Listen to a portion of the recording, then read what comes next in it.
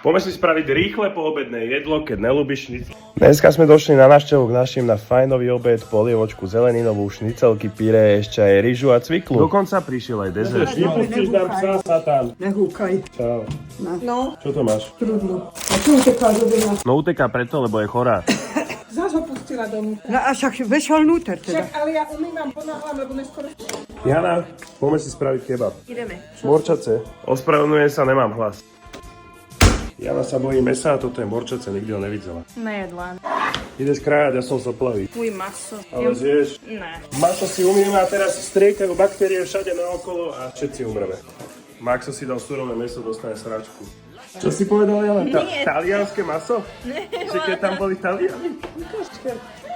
Povedz mi toto, jaká je vlajka. Lasciatemi cantare Aj ona pod to látačkou. con la chitarra in mano. Vyrozkorenie.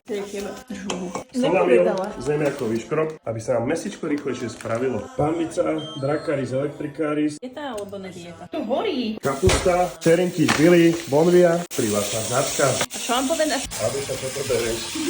Jak sa tu zatúlala. Krásne rajčinky, Janka, zvládla si to.